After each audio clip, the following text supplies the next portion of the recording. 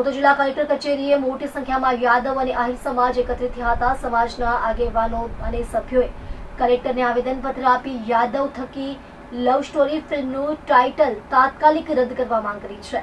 સમાજનું કહેવું છે કે આ ટાઇટલથી તેમની સામાજિક લાગણીઓને ઠેસ પહોંચે છે।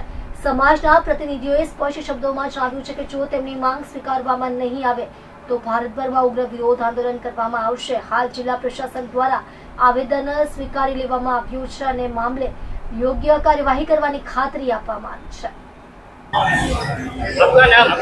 राम बाबू यादव मेरा नाम है। मैं आया कलेक्टर ऑफिस पे आया हूँ।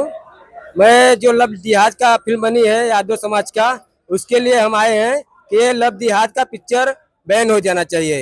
हम ये सब नहीं सहेंगे। अपने समाज के लिए, बहन बेटियों के लिए ऐसा लव जिहाद का पिक्चर बनाए, मूवी बनाए, हम ये सब नहीं सहेंगे। ठीक है, और हम चाहते हैं कि बैन हो जाना चाहिए, बैन किया जाए, इसके कार्रवाई फटाक केस हो जाना चाहिए तुरंत। हमारी मांग स्वीकार नहीं किया जाएंगे तो हमारी समाज आगे से हम उसके आंदोलन करते रहेंगे। आगे हम क्या करेंगे हम देखेंगे, हमारी समाज क्या करेगा हम देखेंगे। आगे बहुत लड़ाई है, 26 करोड़ यादव है, हम क्या करेंगे हमको देखना रहेगा। जय यादव जय माधव। जी, मारू नाम शैलेष रायका है।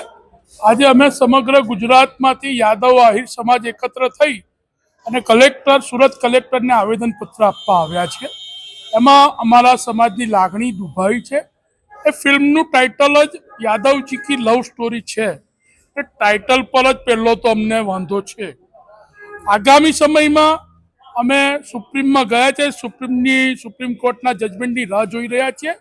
સમગ્ર દેશમાં અમારી પાસે 25 થી 27 કરોડની વસ્તી છે। અલગ અલગ રાજ્યોમાં, યુપી, બિહાર, ગુજરાત, મધ્યપ્રદેશ, આ તમામ રાજ્યોમાં અમે સામાજિક રીતે બહિષ્કાર કરવાના છીએ અને ચોક્કસપણે આ ફિલ્મ રિલીઝ ન થાય એવા તમામ પ્રયત્નો અમે કરવાના છીએ।